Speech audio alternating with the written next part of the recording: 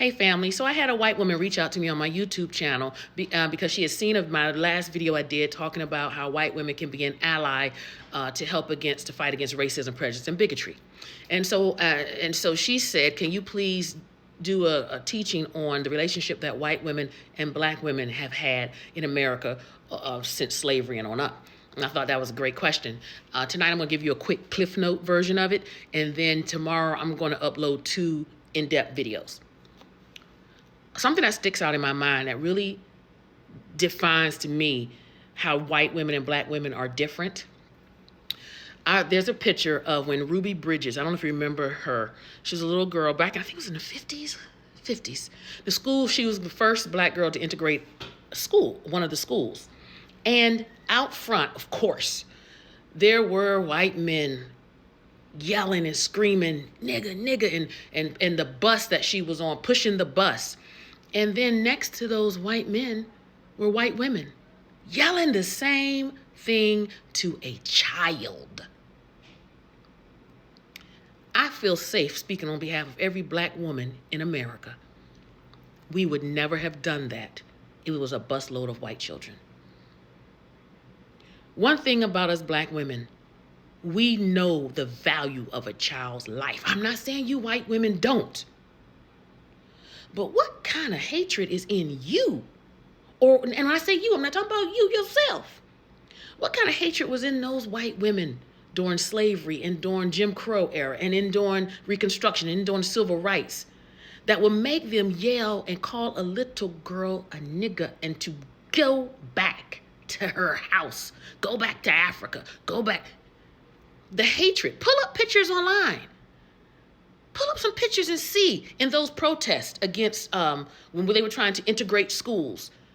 Look at the pictures. It's not just white men out there. It's white women too, yelling and chanting, nigga, nigga. So no, the relationship between white women and black women in America has been shady at best. The fact that you would never even, you know what? You've heard this all the time. I've heard this. This white woman used to tell her, not white woman, this Asian lady used to tell her children all the time, if you ever get lost somewhere, find a black woman. Because we are Mother Earth. It's just in our nature. We're not going to hurt no child. We will kill for a child. We will hurt someone if they hurt a child. It's not in our nature. So if the tables was turned and that bus was full of little white kids, you would never, ever found any black women pushing no bus with no white children on. I don't care what color the kids were. Why? Because we don't have that kind of soul in us. You know the kind of treacherous person and spirit you must have in your bloodline to enslave people, to take them from one continent to another and enslave them like white people have done here in America?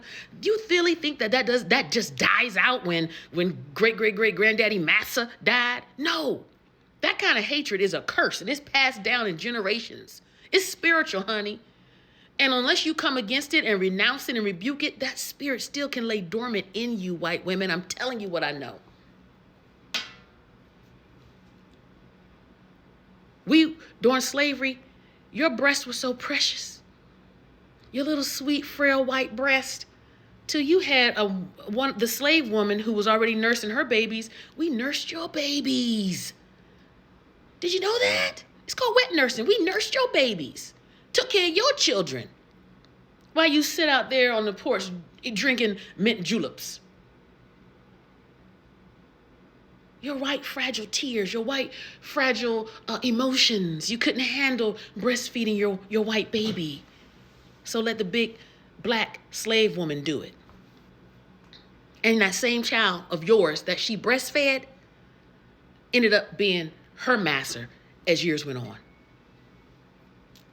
This is the reality. Now, again, all white people are not a monolith. And I know that none of you today enslaved anyone.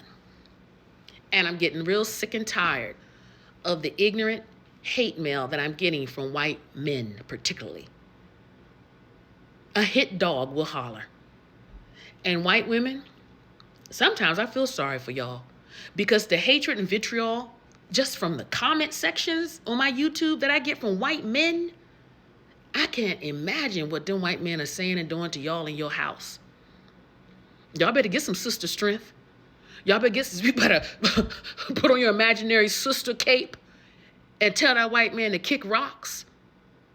Because if he has that kind of hate in his heart towards black people, he could never love you and treat you right. Because that kind of hate comes from Satan himself. So, that's just a brief history on how white women, yes, and they're not all. Listen, of course, there were abolitionists that helped. White women helped. There have been allies. They're all up through civil rights, all up through time. No one has always not done something. But at the end of the day, you know, the female white fragility and white tears and white privilege, it has created a divide between us. It really has. So I won't go into depth later, but I just wanted to address that, and I want to thank the young lady, the white lady who sent that to me. When I teach this stuff, when I'm just talking to you all, this is not to cause a separation between the races. It's just to shine a light on things, because I'm telling you, if history is not taught, it will not be taught. Not here in America. All right. Talk to y'all soon. Bye.